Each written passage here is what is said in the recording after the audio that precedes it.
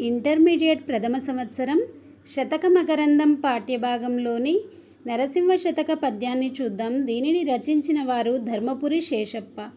ఇభకుంభముల మీదకెగిరెడి సింగంబు ముట్టునే కురుచైన మూషికమును నవచూత పత్రముల్ నములుచున్న పికంబు కొరుకునే జిల్లేడు కొనలు నోట అరవింద మకరందమనుభవించెడితేటి పోవునే పల్లేరు పూల కడకు లలితమైన రసాల ఫలము గొర్కెడి చిల్క మెసవునే భ్రమతను మెత్తకాయ ఇలను నీ కీర్తనలు పాడనేర్చినతడు పరుల కీర్తన బాడునే అరసి చూడ భూషణ వికాస శ్రీధర్మపుర నివాస దుష్ట సంహార నరసింహ దురిత దూర.